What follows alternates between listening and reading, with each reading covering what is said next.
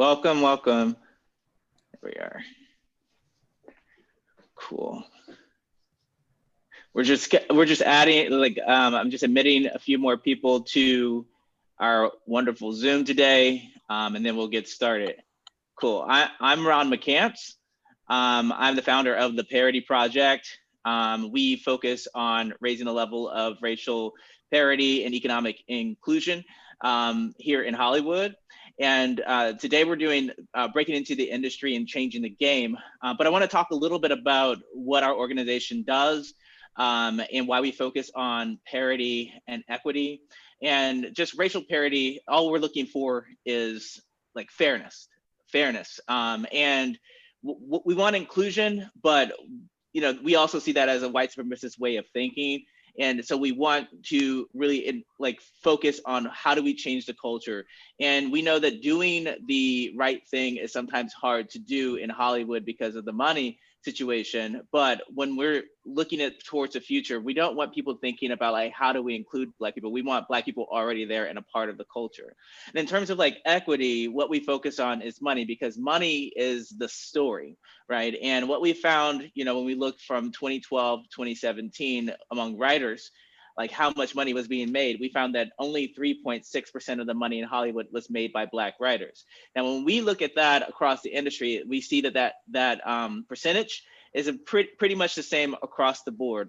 And when we look at our demographic in the US, we know that's 13.4%. And so we're striving to reach racial parity, with our population in the US, but we also want that equity, that number, that 3.6 to go up to 13.4% as well, because that will help us reach, the level of equity and power that we need in this industry to really change things going forward and allow our stories to have, our narratives as a part of those.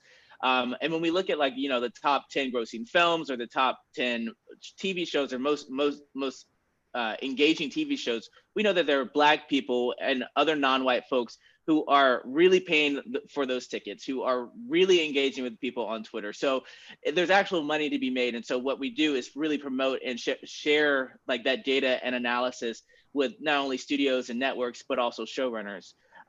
Because we feel that at the end of the day, who tells our stories or who gets to tell the stories, it's not necessarily that you have to be Black to tell a Black story, but we should be included when there's an opportunity for a Black person to be hired for an opportunity, to write or direct or produce a show. So we in that way, we're really trying to change the culture on TV shows and in film and media. And that's why we kind of, that's what led us to producing this series for breaking into the industry, because we want to create opportunities for more Black producers to forward our mission, to charge forward. And I think it's important for me to, thank some of the folks who have been with me along this journey as we created this series. And that's like Derek Pete. He couldn't be here today, but he's the backbone of the Parity Project. And Derek Garlington, Nicole Thompson, and then of course Ramphis Myrtle and Davida Chanel Smith, who are going to be hosting today this panel about distribution and buying and gatekeeping. We want to share with you opportunities, in our industry. We want to educate you on how to create and utilize your own distribution channels outside of Hollywood if you have to. We want to share with you how and why movies get made in Hollywood and why some movies that are made actually sit on the shelf, right? And so there's so much to learn today. And I want to especially thank our panel, Efuru Flowers, Mark Downie, and Kecia Cole for joining us. But let's hop into our panel, which is moderated by Ramphis and Davida. I'll let you guys take it from here. Awesome. Davida, you want to kick off? Good day, everybody. Yes, Ramphis, I will. I am Davida Chanel, and as a way of introduction, I got my big break when my job was unexpectedly cut off, and instead of taking my talents to another company, I decided to bet on myself. And I started my own company in 2018, and we survived so far through COVID, knock on wood. So hopefully that will continue. And the bigger lesson is that I know now to bet on myself. Ramphis, what's your big break? My big break was I actually started in front of the camera for a little bit, and I wanted to have control of my own destiny. I was going in for big films and great auditions, but I wasn't locking those roles. And I just got really tired of that. So me and my business partner at the time, we started creating our own material. And I want to say our third short, it was based off, things that we had gone through in our relationships. And it came really close to home, and we put our heart and tears and blood and all of that in there. And we ended up taking it to the short film corner, where we sold it to a company called Shorts International. And till this day, this was like 2011, 2012. Till this day, I'm still getting like residual checks, from this company on a short. That's not typical that you hear. But because it played at the short film corner in Cannes, I met a lot of great people. And the next year, my company did our first feature, and that was like really our big break. And it was exciting. So besides that, I like to amplify voices of women, people of color, the queer community. I call myself like a light worker, and I feel that that's my responsibility. And that's what I've been doing the last, several years, is getting behind these stories that impact, the world, and we can have discussions around these topics. So, without further ado, we're really excited to have like this amazing, panel of, beautiful Black, buyers and distributors and, filmmakers. We're not going to go into everyone's bios. It's on, the link and website, so you can look into that. But we're going to jump in right away so we can cover as many topics and questions today. So Davida, I'll let you kick off, with that. Yes. So as Ramphis says, we have a great panel for you today. And I would like to start by introducing our guests and allowing them to tell their story of how they got their big break. So let's start with the man first today. Mark, tell us who you are and how you got your big break. Okay. Hi, everyone. I'm Mark Downie, and I got my big break. Let's see. Okay, I'm going to date myself here, going back to the 90s. And I was working with William Greaves, major African-American documentary filmmaker. And it was on his documentary, The Peace-Seeking Odyssey of Ralph Bunche. Ralph Bunche was the first Black Undersecretary General. A friend of mine who I grew up with, who went to NYU's Tisch School of the Arts, asked me to come on board a new company he and some friends were forming, a small production company. I did. I was VP of Acquisitions. I found like a diamond in the rough, which was a documentary called, well, we ultimately ended up titling it Escape from China. And that documentary ended up becoming the first uncensored, independently produced documentary in the history of China, because the filmmaker had smuggled over 40 hours of footage out of China. And it was actually tracing the escape route of the last of the 21 student leaders from Tiananmen Square. And so that project was sort of interesting, because with my influence on that project, being the only Black person involved, and I had still, although I was very young and just recently out of college, I had a pretty decent network. And part of my interest was broadcasting. So I had folks like Charlene Hunter Galt and many others on our board, like more Black folks than Asian folks were on our board of advisors for the doc. And it went on to get nominated for International Emmy and get broadcast around the world and screened for Congress. We were trying to influence, Bill Clinton at that time regarding China's human rights abuses and most favored nation status, and a whole bunch of other stuff. So I got the sense of using film and media for social good. Thank you so much. And Kecia Elan, would you like to tell us how you got your big break? Oh, sure. If you insist, let me. Good to see you guys. I was just thinking that, like, what that even translates to. I have such a varied and eclectic background, but I'll give you like the elevator pitch and the short version. I mean, one thing I thought was kind of funny, I do have a journalism degree. I was working more in print, and I did some of everything, including community organizing, and I actually had the same position as someone you might have heard of named Barack Hussein Obama. Not at the same time, but we did both work for the New York Public Interest Research Group as a project coordinator at City College, Rando. I've read for some top literary agents, And my dad gave me a video camera, and I started to be like, hey, I want to, make films and whatever that means. And I did like a non-matriculated program at some place called Film Video Arts.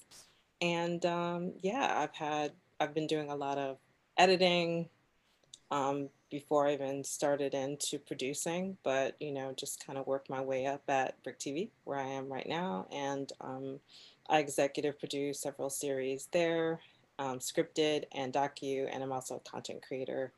And yeah, so no big real break. I just got a job somewhere, and it ended up being like an awesome place where I put in that sweat equity there and really helped be able to build that brand out. And yeah. You're so humble. Thank Didn't you. you get nominated for an Emmy or two? I feel. I mean, I feel like Susan Lucci. I got nominated for 5 New York Emmys though, and yeah, they looked over me every time. I was robbed, but whatever. That's all right. That's all right. They gonna Nomination and remember being in the real soon. room, and making the work that people are noticing. So Yes. Well, thank you, Kecia. And last but not least, Efuru. Hi. Hi, everybody. So yeah, I've been thinking about kind of how I got my start from the Bay Area. And I always wanted to come to LA for some reason. I think I wanted to meet Michael Jackson or something because he was, I don't know, he was cute at the time. And so I came to LA and went to school. And while I was at school, I was working for this company called Newspapers First. They were a company that owned a bunch of newspapers all over the country. And my boss at the time, she headed up the company. She would get the Hollywood Reporter.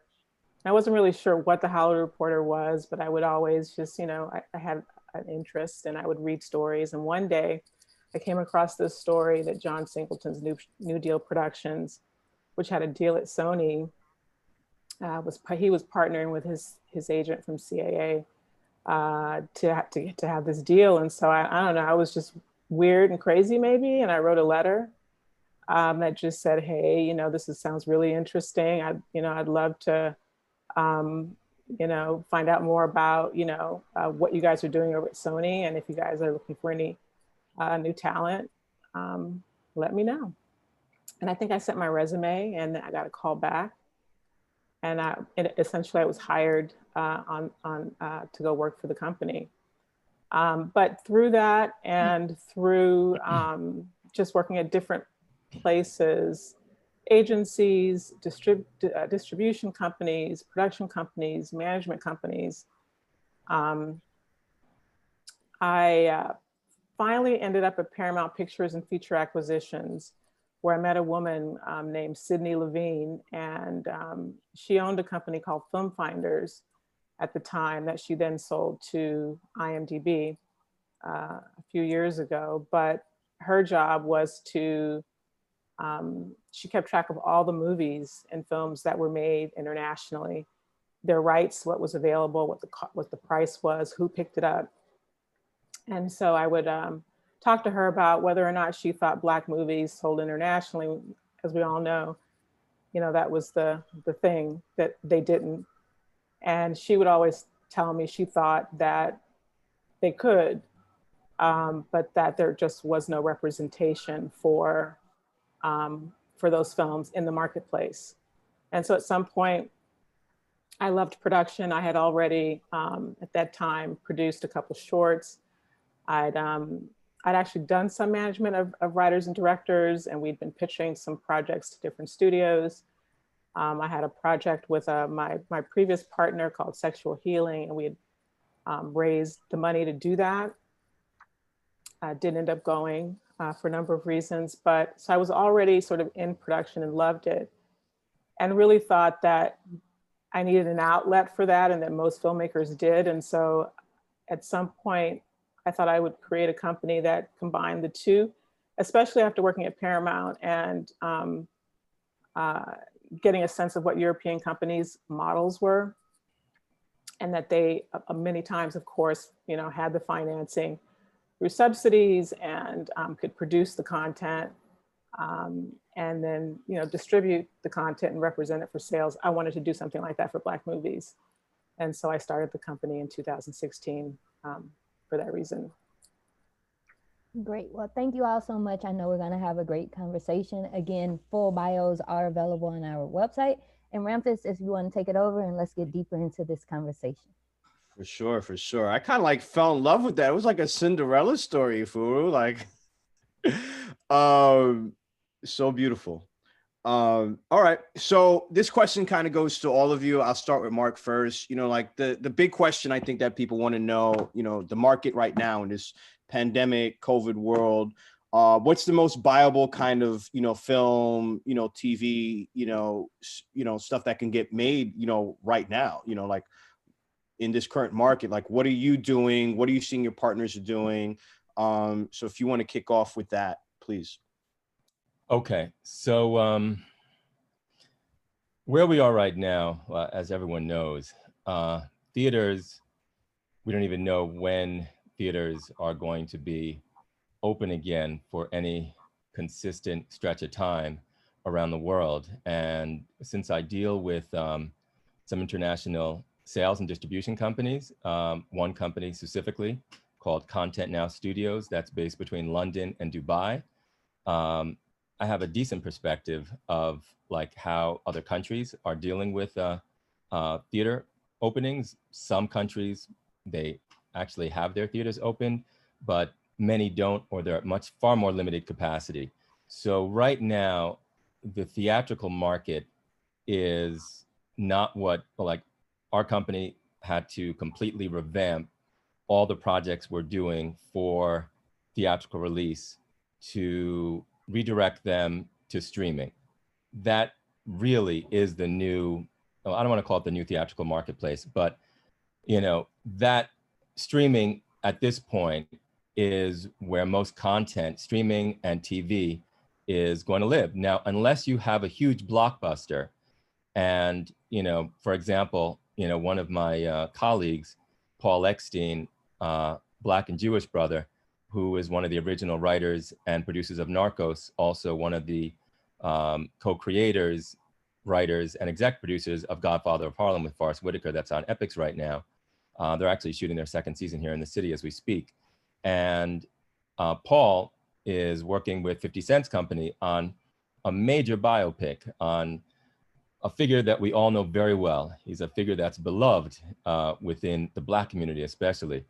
And that project, it's like a 50-50 chance as to whether or not that will actually have a major theatrical release or will have a major you know, streaming platform release with a theatrical window.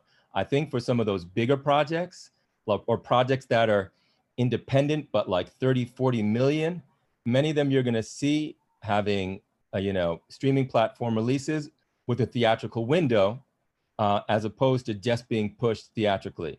So I think that that's a new reality that we just have to deal with.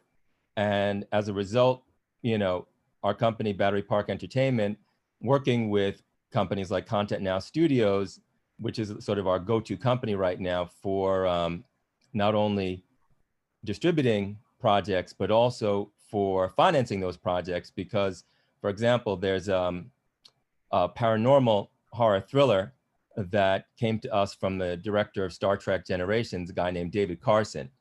And David already had Malcolm McDowell attached to the project. That's the British actor who was in A Clockwork Orange and who just recently played Rupert Murdoch in Bombshell. But you've seen him in a whole bunch of stuff.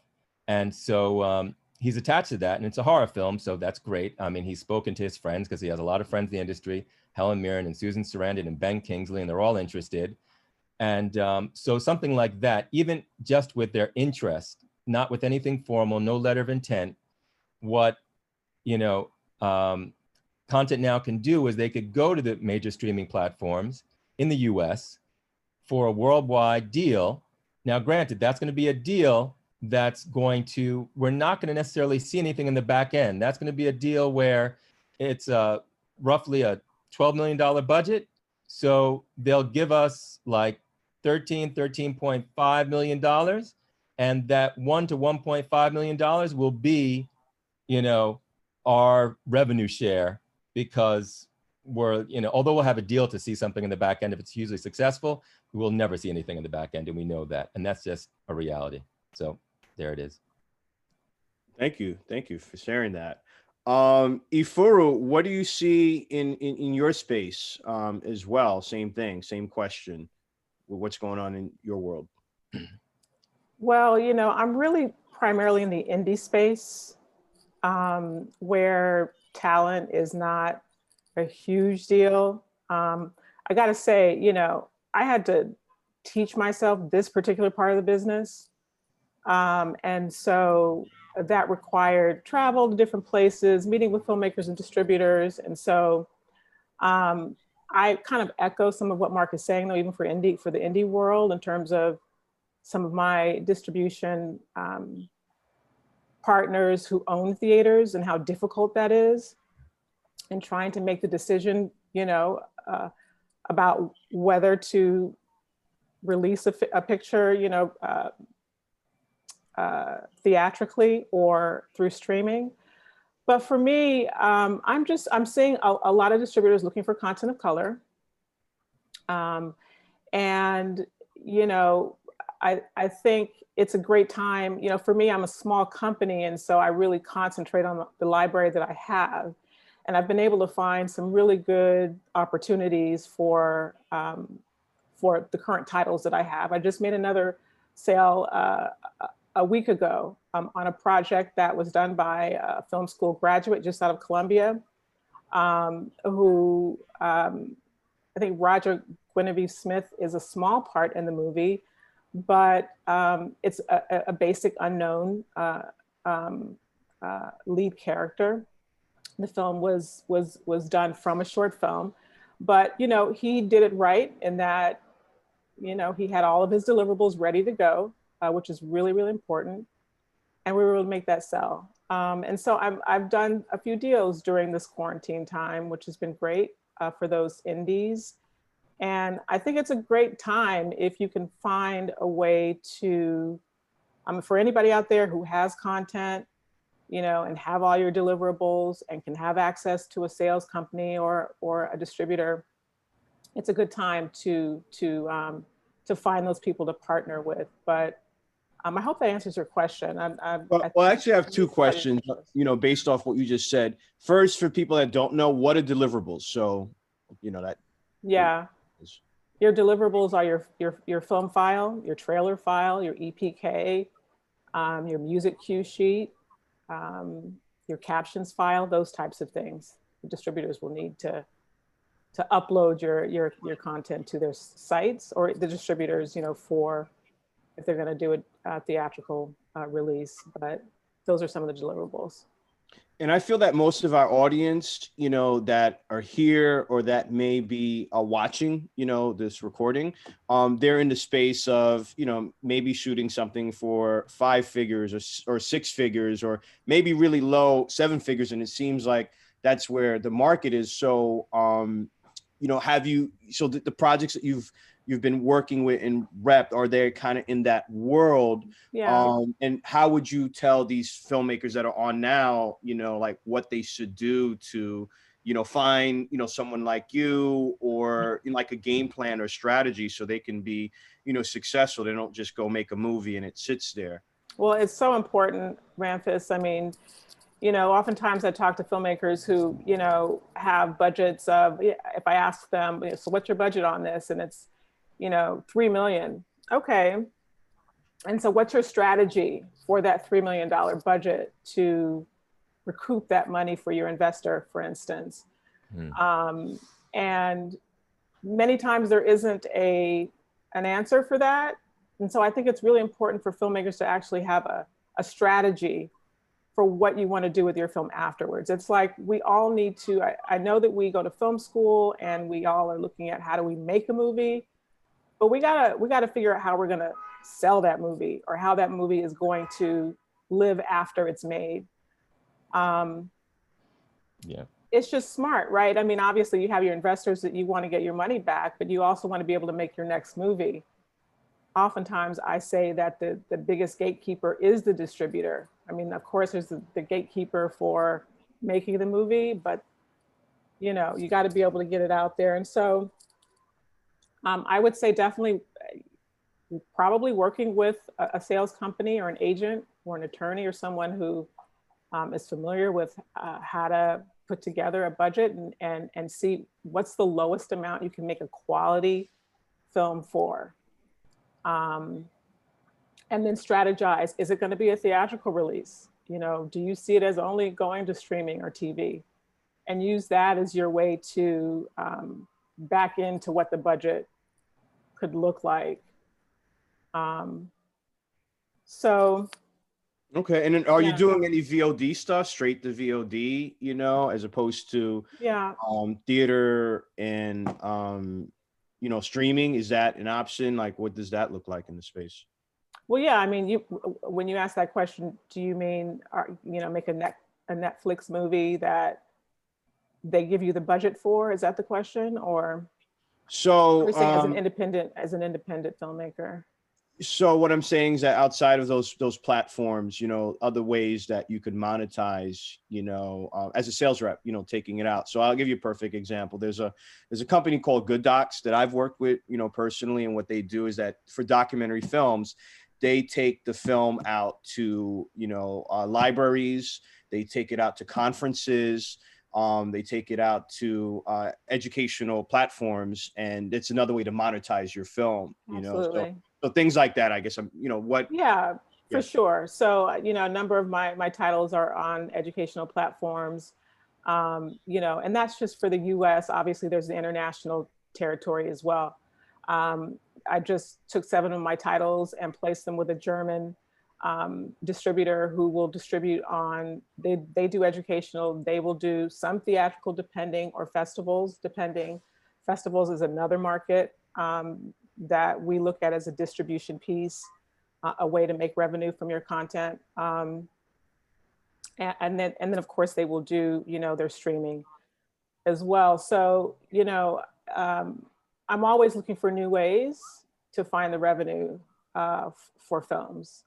And it always requires continuing to build those distribution relationships, which are tough, you know, especially for, you know, a Black woman. I'll just say it in the space, you know, I didn't know anybody, even though I worked in this business for a while. I went to Berlin, didn't know anybody except for Sidney Levine.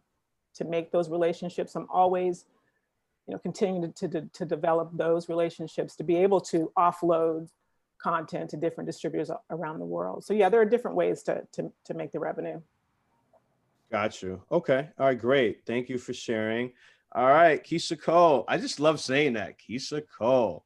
I know, just Kecia Cole, so people don't get confused. So Kecia, if you can answer it, because you know at Brick it's a different format, and if you can tell people how kind of Brick works, operates, and you know the whole 9 yards. Yeah, it is not typical. We're a lot of different things, but in addition to being a network, we're a not-for-profit arts media organization. So we have like a lot of different sort of things happening simultaneously.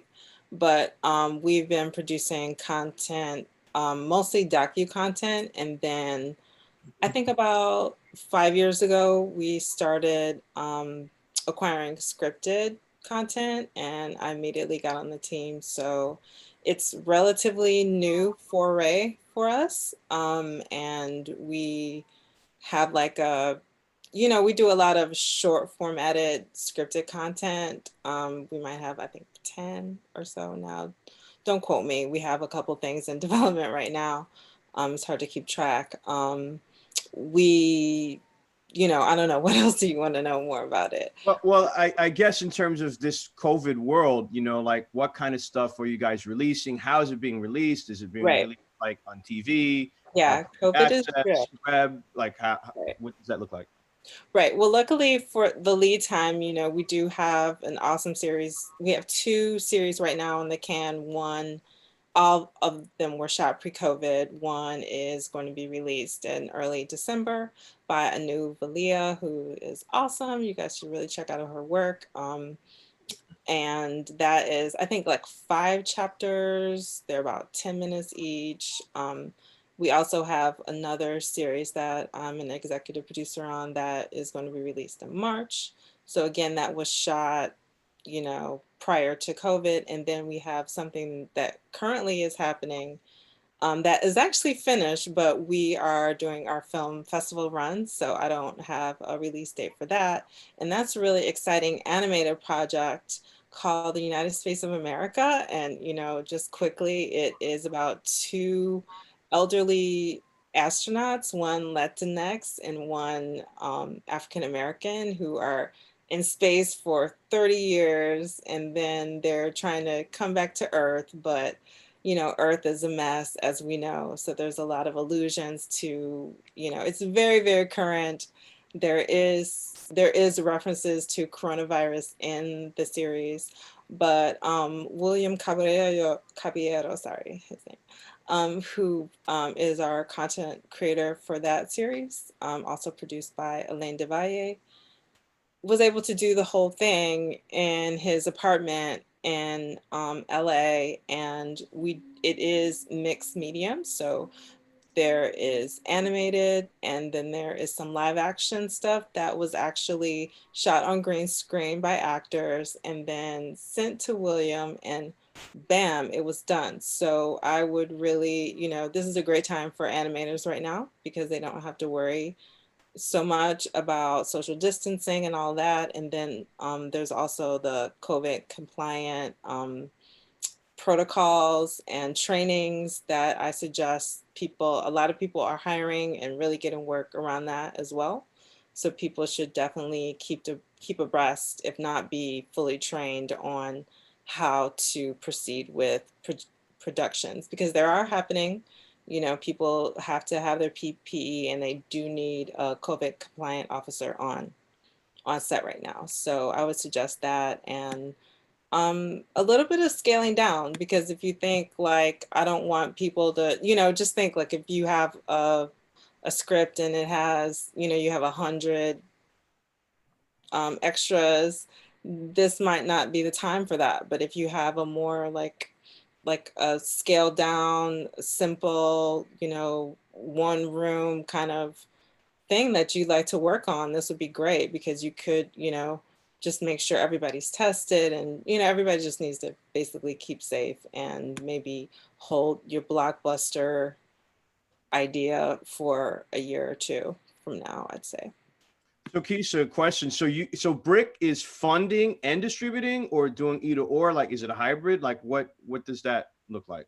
Well, we're a network. We are a network, but we are really toying around with some different ideas about revenue streams. Not-for-profit, we do get a lot of our funding from the franchising agreement, so from the cable company. So that's like how initially it started, and then we have like varied revenue streams. But you know, we have like micro budgets for our scripted. Nothing has gone to 6 figures, but you know, it's hard. It's funny because it's trial and error, and I know that a lot of people do, you know, we work really hard to produce what I hope is really high quality work, but we don't have the most robust budget. So yeah, but that is where like the funding sources are coming from. And as we grow and that funding source might go away,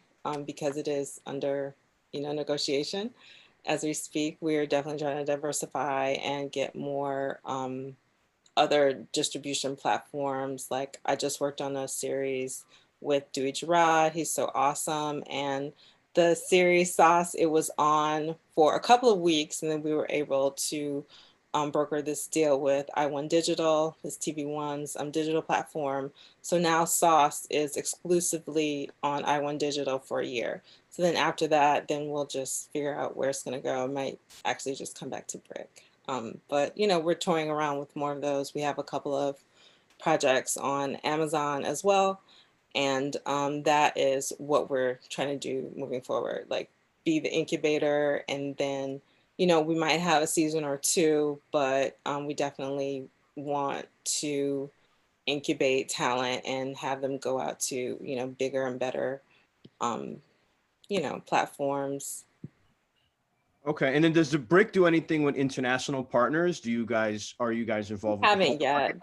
There's just been, I'm sorry to cut you off. I'm like, yeah, you know, we had a couple of things on the table and those things went away, so that hasn't happened yet. But I know that's a huge market, and I've been studying more and more about that market, and it's interesting because, you know, trying to do some of the contracting and all that kind of stuff, I know that that comes up a lot because, you know, if content creators go directly to Amazon, you know, they only can get America and UK. But if you might go through an aggregator, then you're able to get like into 60 different other markets potentially. So yeah, we haven't really broached that, but we're babies in the game. So Now, another question. Does Brick work with the Writers Guild or it's non-union? Like, how does that work?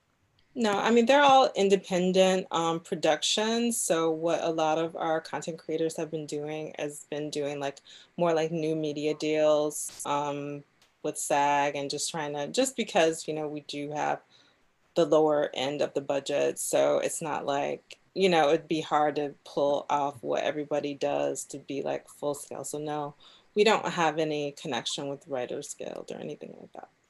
And then if people are trying to get the brick, how does that work? Do they have to come through a sales rep, or like how do they get a hold of, you know, like Brick's You can attention? email me. That's how it is right Okay. now. You Okay. know, Okay. I'd be happy to give out my email. We actually have, like next Thursday, for instance, we have like a practice your pitch event. We've been doing a lot of, you know, pivoting to the online space and doing the first pitch panel we did last month, and then it's a 3-part series. And then next week we're gonna actually have people practice in front of, you know, 4 awesome industry insiders and give them feedback. And then on December 3rd, then we have an open pitch. That's kind of closed, but if someone had some awesome pitch that they wanted to do, that's one way.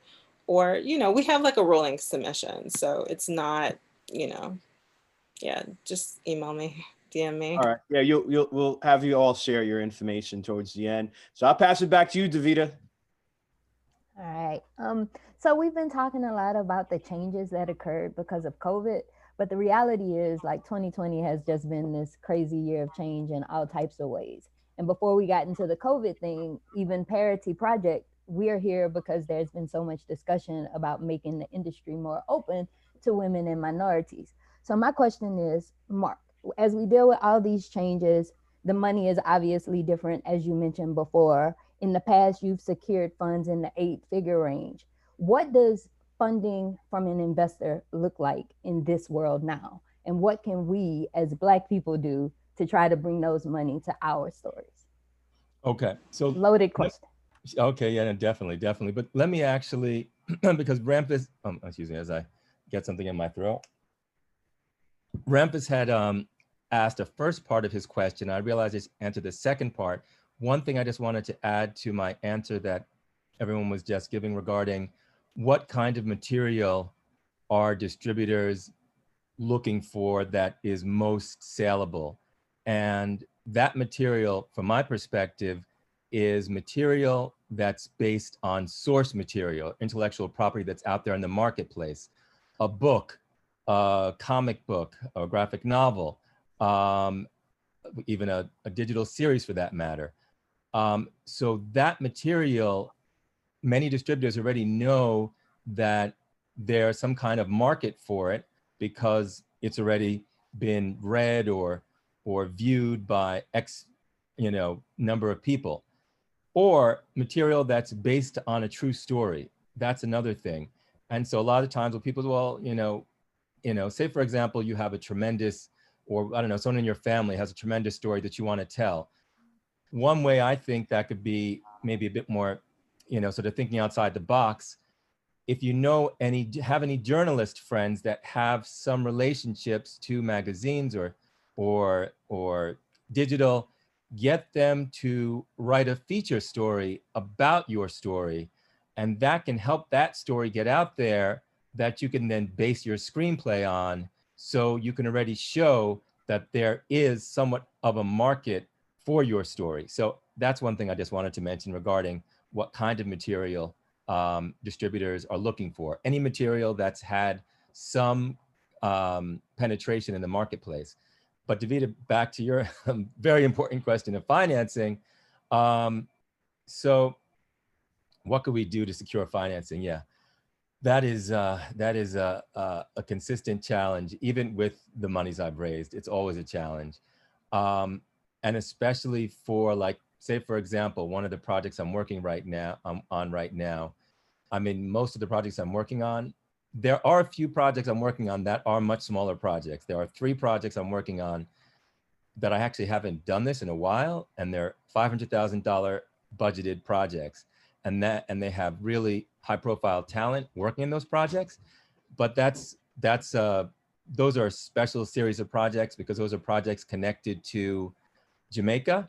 I happen to be Jamaican, or Jamaican American, and one of my colleagues pulled me into building a new entertainment hub in Jamaica. So the way that Atlanta's been Hollywood South, we expect Jamaica will become, Hollywood Tropical. So for those projects, which are $500,000 each, now granted, those are projects where we have Paul Eckstein, who I've mentioned, one of the creators of original writer, producers of Narcos and creators of Godfather of Harlem. He's one of the writer-directors of one of those projects. Now granted, he's a very well-known writer, but Paul hasn't directed yet. So that's still his feature directing debut. We have Storm Salter. Storm directed Sprinter. That was executive produced by Will Smith and Jada Pinkett Smith and a bunch of others, who is one of the Caribbean's top filmmakers, and he's based out of Jamaica in Kingston. And then we have a filmmaker named Efrain Casillas, who is Puerto Rican, filmmaker that my company's been working closely with on a TV series. So for projects like that, since they're Jamaica centric, what I tend to do is go to sources that I believe will be receptive to the content. So I mean, in general, yes. I mean, you could go to any source that wants to support you, and especially the best sources to go to are sources that that know you. And if you're going to sources that don't know you, go to a source that you've been referred to by someone who knows you and who has sort of trust in your professional capabilities. Because as Efuru was saying before, and I can't stress that enough, as a producer, you're a financial steward. You have to, your most important thing is seeing to it that your investors get a return on their investment. There's no Donald Trump shit going on here. You have to see that, I mean, you have to see to it that is your key responsibility. Of course, in getting the project out there and making the project successful, you can do that. But first and foremost, go to your networks. So go to your alumni networks if you went to college. If you didn't go to college, go to your close friends who are connected to industries that, where money might be more free-flowing, like music or technology, or real estate. There are many real estate investors that do get involved in film. That is one area of crossover between sort of major sort of corporate business and media that I've seen constantly. And I've also raised money from real estate investors. So going to sources, again, that have some kind of, that have the capacity. It's so funny.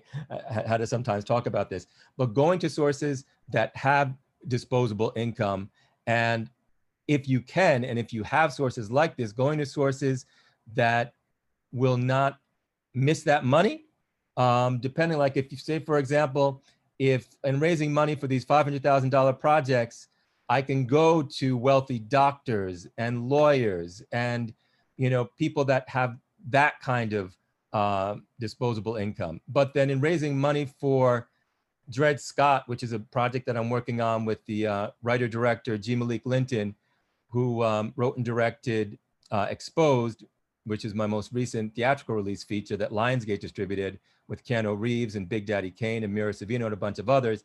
That project based on Dred Scott, I mean, that's gonna be a $25 million project.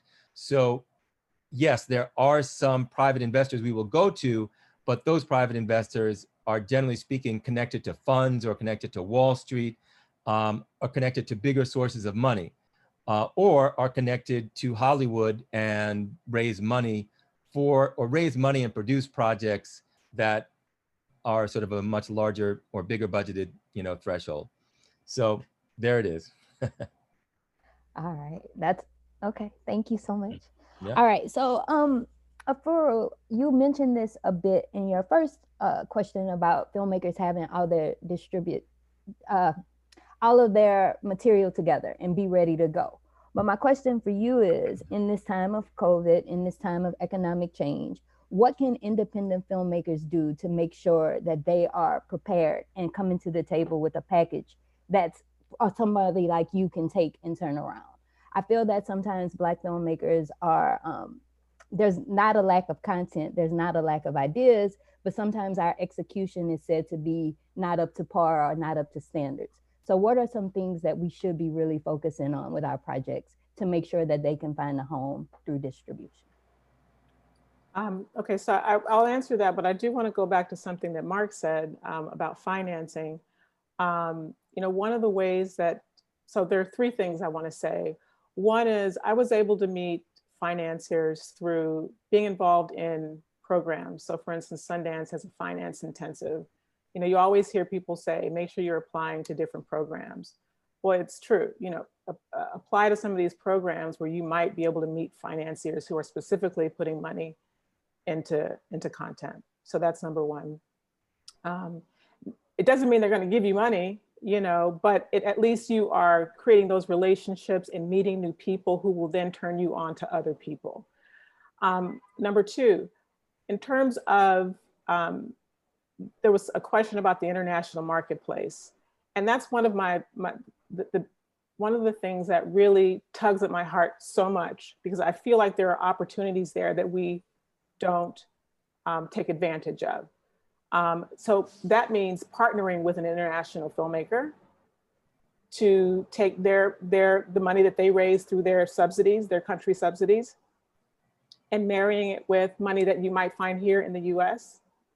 That thereby decreases the amount of money you actually have to find here in the US.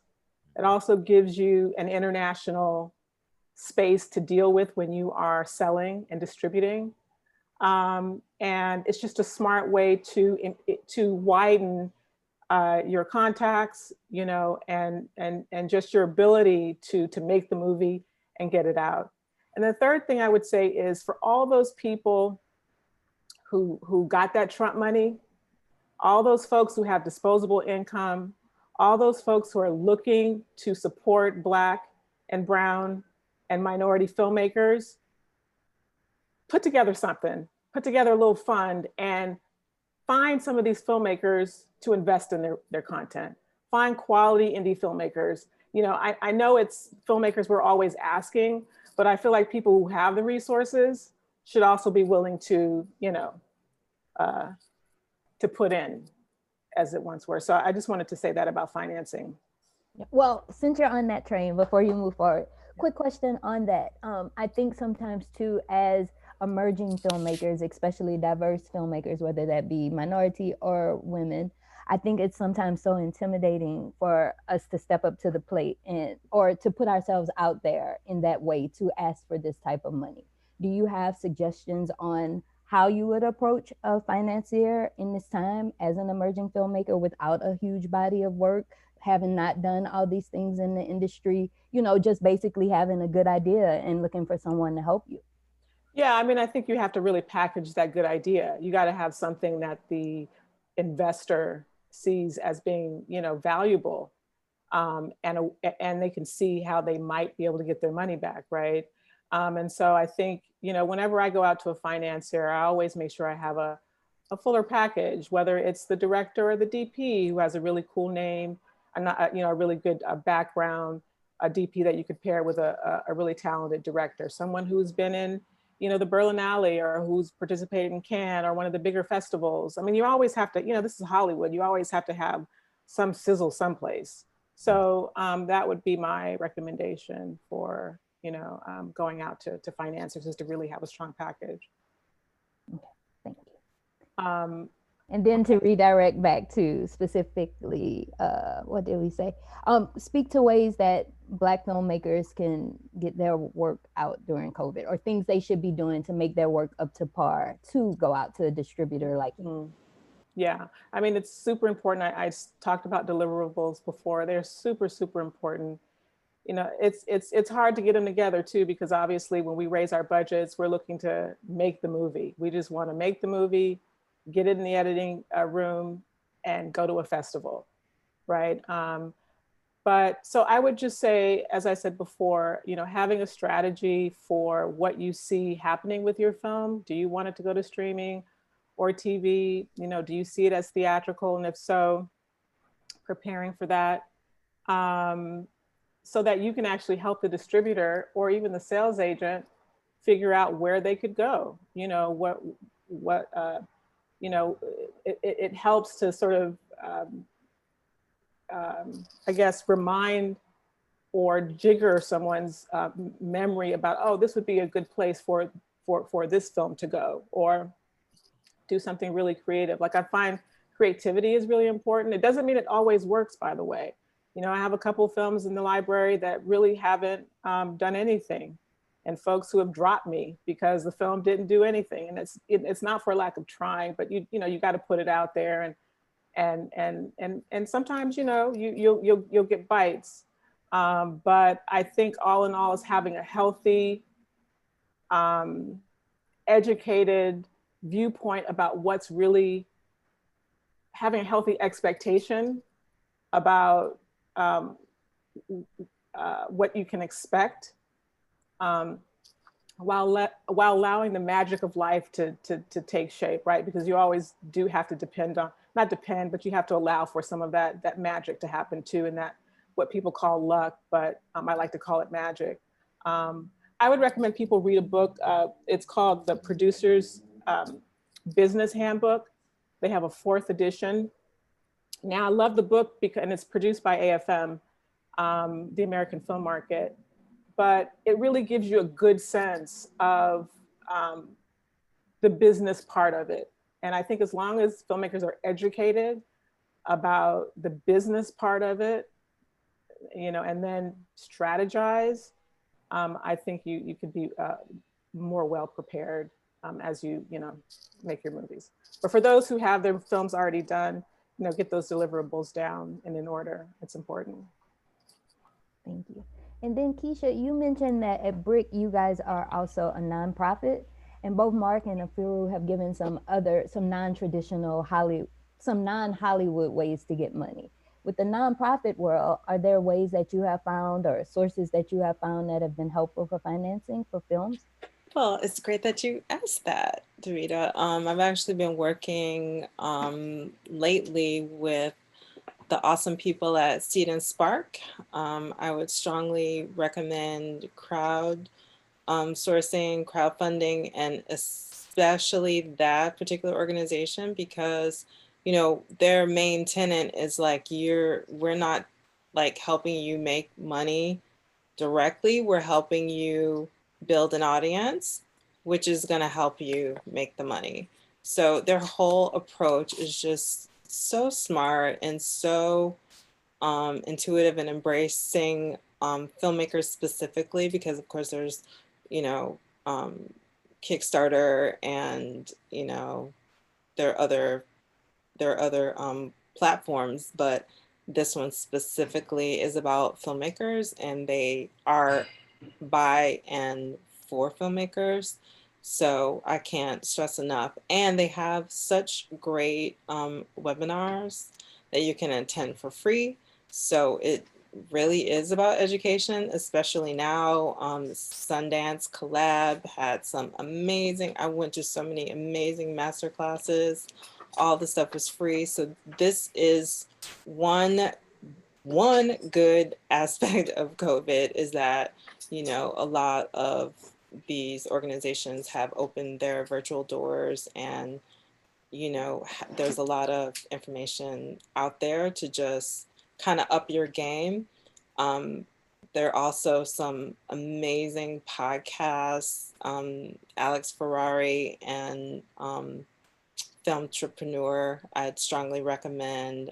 Jay Horton, I would strongly recommend. And Jay Horton is like, he does micro budgeted films. So it, not to skirt the question, but sometimes it's not all about like, I need so much money, because what Jay Horton does, like he'll do like 10 features a year, which sounds insane, but he's actually making money from, you know, he goes on Film Hub, and they're like an aggregator distributor hybrid.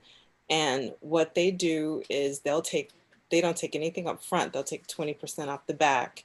And even though, you know, we know that content creators can, you know, get their stuff straight on Amazon, it is limiting because you only can, as an individual filmmaker, just get it in the US and UK. But if you go through these other companies, you can be throughout the world.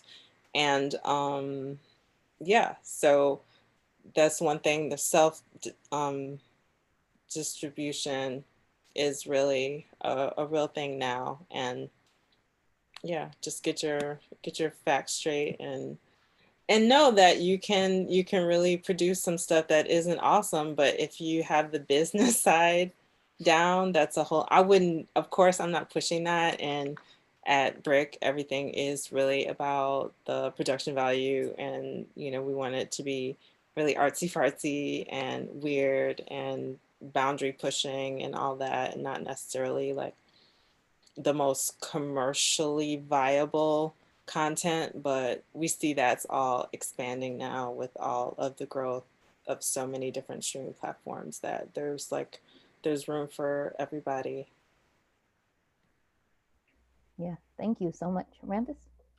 Cool. So this will be like the last question. I'll have a question for each one of you. Real quick though, Kecia, did you say Jay Horton or Jake Horton?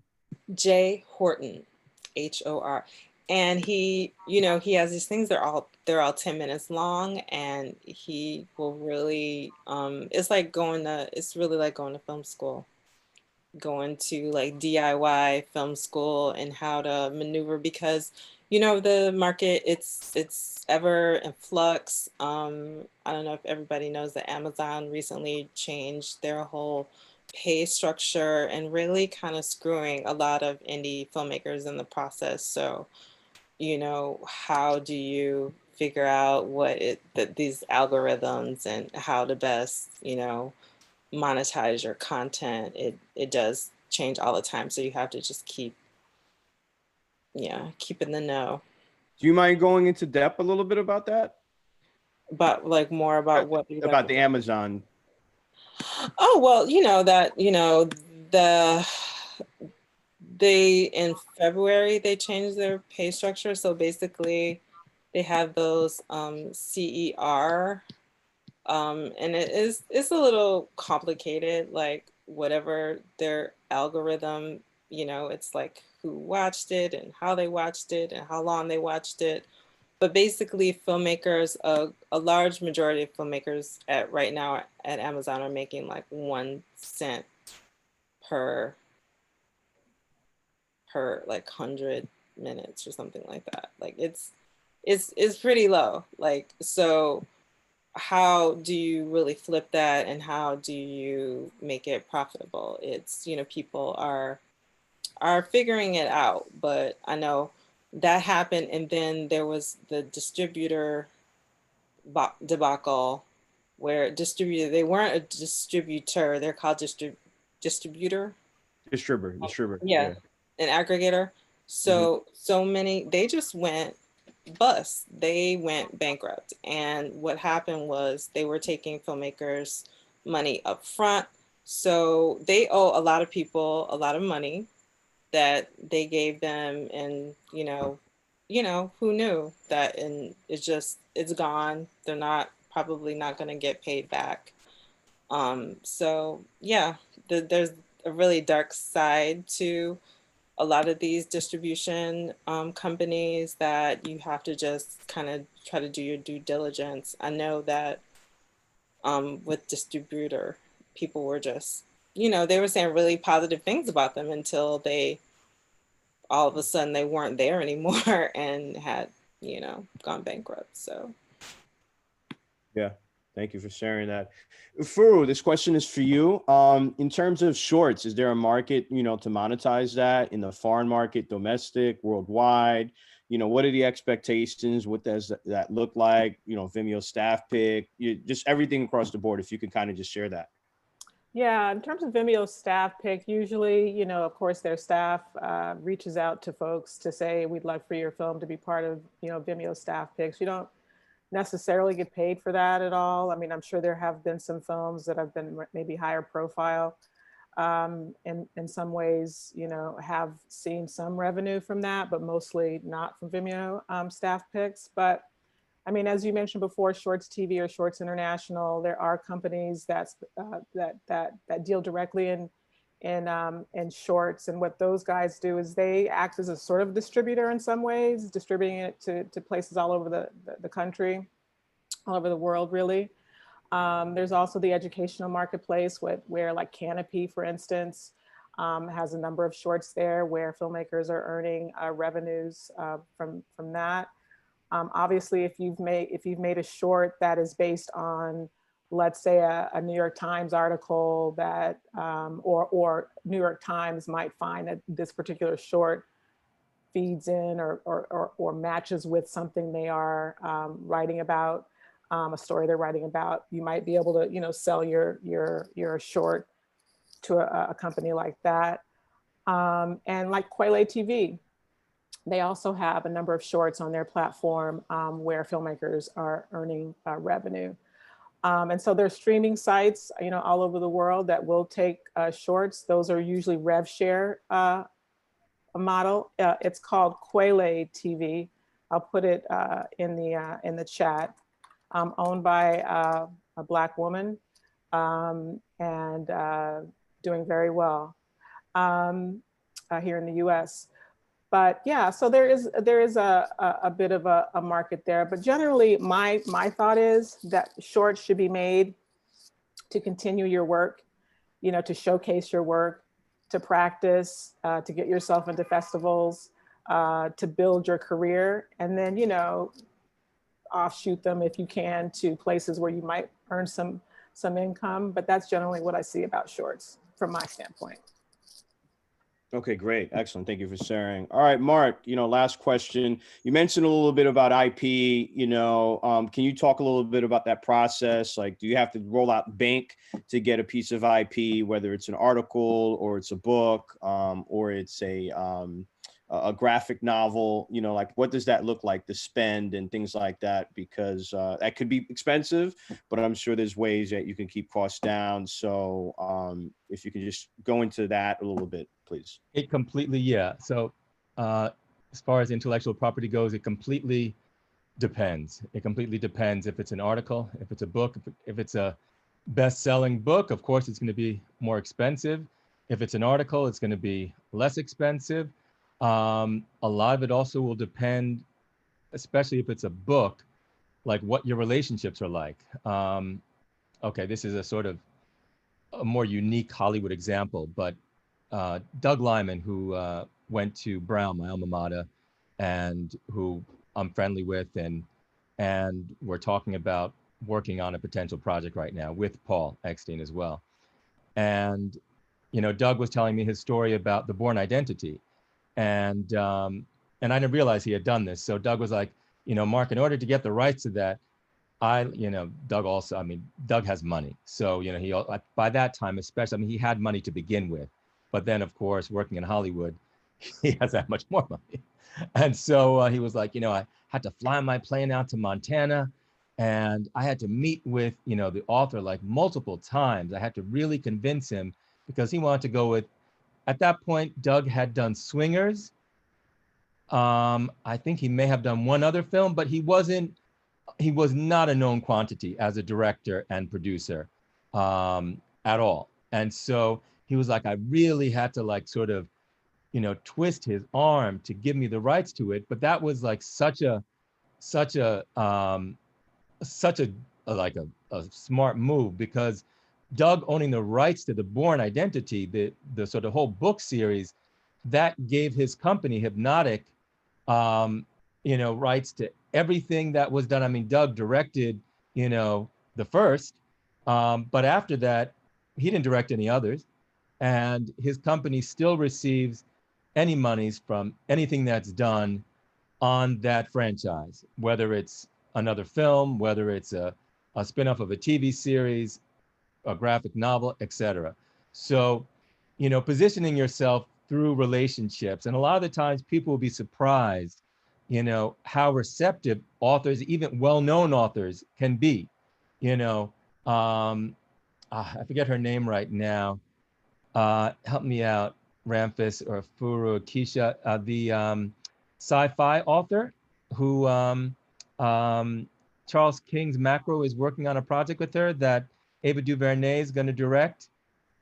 You mean Octavia Butler? Yes. Thanks, Octavia Butler. Like she, for example, is an author who is very, very, very, very specific about having her material adapted. And people with a lot of money have tried to get her to do things over many, many years. And she didn't until Ava and all of them, sort of really, sort of worked her to sort of see to it that she gave them the rights to the project they're working on with her. So it's all about relationships. And if you're passionate about something, especially as far as a book is concerned, even if that author is a well-known author, you'd be surprised, especially if it's a very successful author, a lot of the times they're not in it for the money. They're in it for, are you going to do right by my project? Can I trust that you're going to maintain the integrity of this project and you're going to bring it to fruition in a way that will really, protect the IP, but at the same time, that will, give the IP another life. So, a lot of the times, again, it's about the relationship. So don't focus on, oh, I don't have, $50,000, so I shouldn't even bother to speak to that author. Approach, I mean, especially if you happen to have a direct or indirect way to approach that author. And a lot of the times you can connect with people on Facebook, through social media platforms. I mean, I found that I've been able to connect with many different people, even via Facebook, that I never would have expected to easily be able to connect with without going through their lawyer or agent or manager. So use those relationships, because those if you're that passionate, you have to be passionate about that book and that material.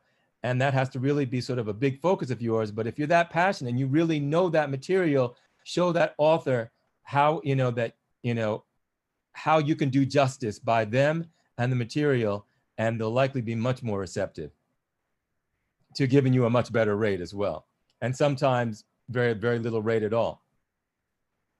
Thank you, Mark. Dropping the gems on us today. All right. And I just want to clarify, Mark, I think I sent you on the wrong tangent, since Ava is doing an Octavia Butler book, but I think we were talking about Tony Adeyemi, who did. No. It was Octavia Butler. It's Octavia. Yeah. Okay. Because she's notorious for for many decades, she did not want any screen representations of her project. She just wanted it in literary form until finally, Ava and team broke the dam. Yeah, Charles King, Ava, All right. Well, Ron, we're going to give Kecia, you're going to say something? Oh, I just wanted to say something quickly, not about IP, which we're talking about, but about shorts. It is hard to monetize shorts, but just think that there's so many shorts that have been developed into feature-length films, Beasts of the Southern Wild, District 9 started off as a short. It's a great proof of concept. I also like to start thinking of that content now in a more modular fashion. So we have had, you know, shorts that developed into series, um, shorts, series that developed into features because, you know, all of them were modular. So when we have a deal, for instance, with Amazon with something that was a series that is now a feature film. So it, you don't have to be so stuck on that the form as much. I feel like now it's becoming more fluid, and just maybe think about that before or as you're making it, like what else could this be, where else could this fit, where else could this live. And yeah, I just wanted to say that. Thank you, Kecia. Dropping those gems. All right, we're going to go into our next section. I'm going to pass it off to Derek. Derek, if you want to break this down to everyone, like the next steps and how that's going to look and how we're going to maneuver. Yes, for sure. Thank you to all our panelists and our moderators for having this great conversation. And we want to make sure that everyone in this room gets a chance to have a talk with each of our panelists and our moderators for a little while. So we're going to break out into a few different rooms where each of us is going to get attacked. About 5 or 6 of us are going to go into each room for about 10 minutes. And first, you're going to introduce yourself so everyone in the room kind of gets to know each other. And then you're going to speak with the panelists about any questions you may have. Same thing with our moderators. So it's going to go pretty quick. So you'll have them for the room, and then you'll see a message come up when we're about to switch. And the people who are in the session, our guests, will stay in the room while our moderators go to each room back to back. So you'll get a chance to see each of them one-on-one. So yeah, Ron will break us into those rooms. So just hold on for a second. You'll see a message to click and join the room, and you'll be switched in. Thank you, Derek. Yeah, no problem. Appreciate it. And just give me one moment. You'll see a prompt and you'll be switched over. It's a little bit like the Matrix. You get slipped into a breakout room.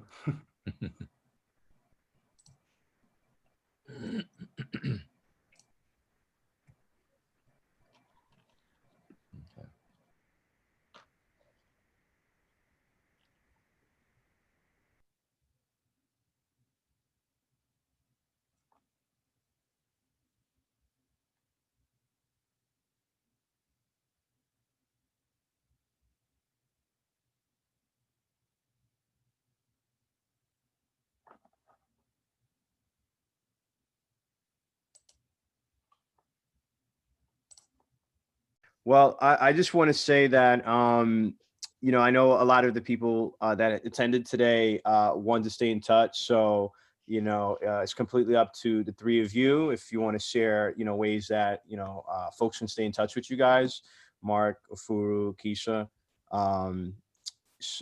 Just wanted to throw that out there. It looks like, okay, you guys are already doing that. All right, awesome.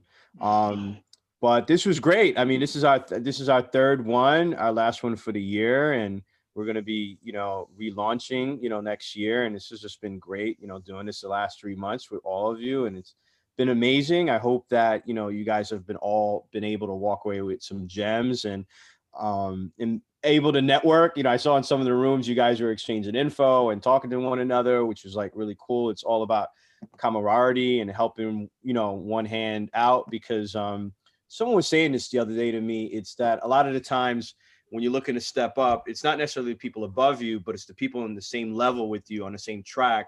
You guys help each other out. You don't know who's going to land where or what's, you know, like there's so many transitions, who's going to end up at a studio or a management company. Or and I was just saying the last, you know, room I was in, it's really important to work hard and to be nice. You know, that goes like a long way, you know. So but Davida, if you want to share any closing remarks or any of our panelists. Well, I'll just quickly say thank you all. I saw so many repeat people that have been here every time, so it was really great to see you. I saw a lot of new faces today. I hope that you guys will stay in touch with the Parody Project. As you know, there is a Parody Project podcast as well as our site. which will both keep new information coming. Please, let's just keep continuing to build our community, because at the end of the day, we're all we have, and we are the foundation of what this future is going to be. And today, I, for one, am super hopeful. Our panelists today just gave so much like great information. I felt like I don't want to ask any questions. I just want to sit here and learn, like just keep talking. So thank you all so much for turning out, and I'll turn it back to Ron. Thank you so much. And as always, thank you, Davida and Ramphis. Thank you to our panelists. We really appreciate your doing this and sharing all the wonderful information like Davida and Ramphis said. To everybody, I hope you have a great rest of your year, a fantastic new year. It's been awesome having this producer series over the last 3 months, and like Ramphis said, we're going to continue this in the new year. So just look for, like, it's going to change a little bit, but just look forward to those emails and things and sign up. But with that, we'll let you go and have a great rest of your Saturday. Thank you so much. Thank you, Ron. All right, Thank guys. you. Awesome. Thanks, bye. Yep. Thank you. Thanks, and hi, everybody. Thank you, everyone. Have a good night. Thank you. Good night, Christmas.